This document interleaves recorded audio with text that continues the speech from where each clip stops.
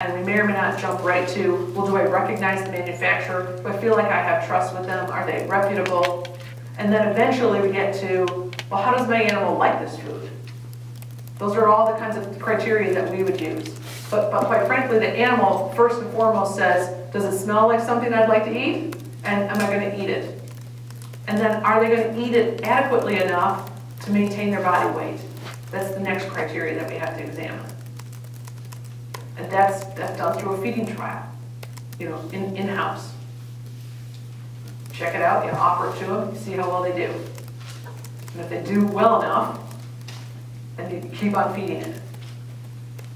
So in the case of that really energy-dense food that we bought for my dog Odie, once we figured out that he was getting too heavy really quickly, I had to start cutting it I cut it with dog chow, then I cut it with something called Beyond, then I cut it with Beneful.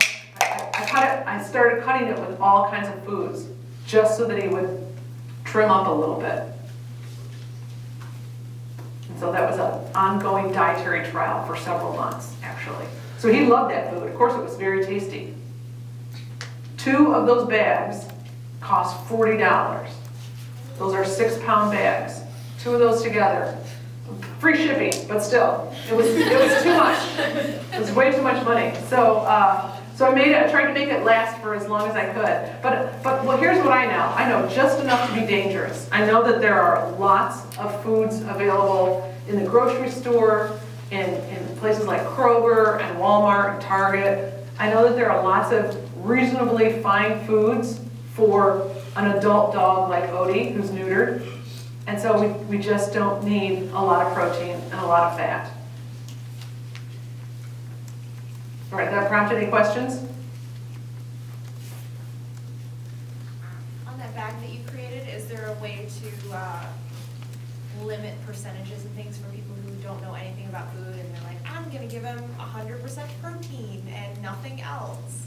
Yeah, there was a way to limit it because you had to select from 2 or 3 different kinds of protein sources. What was the primary protein source you wanted, and what was the primary carbohydrate source you wanted.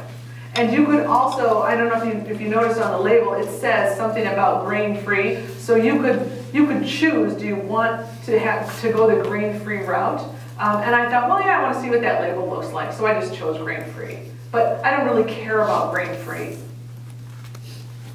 Somebody should ask me why. Why not, right? Are there any benefits to a grain-free diet? Beg pardon? Are there any benefits to a grain-free diet for dogs? That's a good question. Are there any benefits to a grain-free diet? Well, what do you think?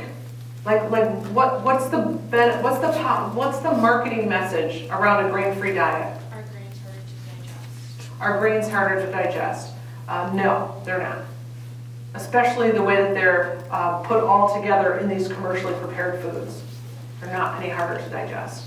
How do I know that? The pet food companies, well, the big pet food companies, do digestibility trials all the time. They do palatability trials and they do digestibility trials.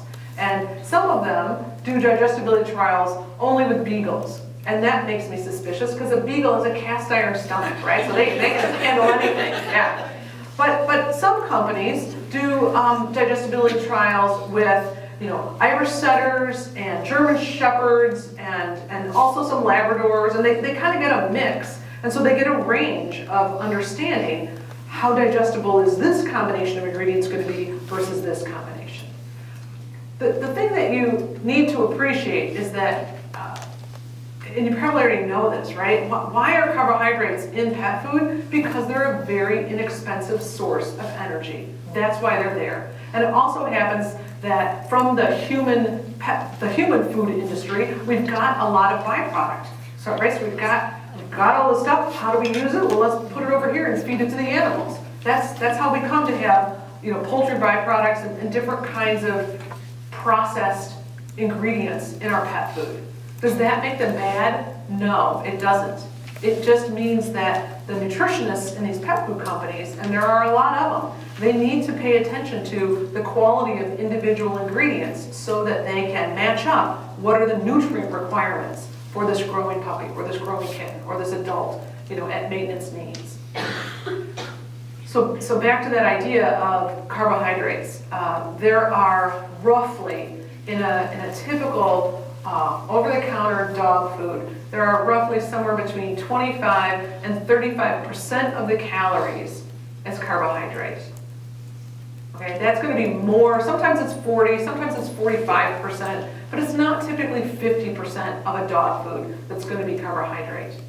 And that's very different than cat food. We already, the nutritionists know that cats don't tolerate carbohydrate as well, but they still can digest carbohydrate. So in a typical cat food, the carbohydrate content or level is going to be somewhere around 20 to 30% of those calories as carbs.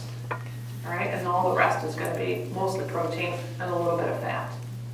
For the manufactured foods in which they say we are a grain-free or a low-carb kind of a diet, then it's very high in protein and it's very high in fat.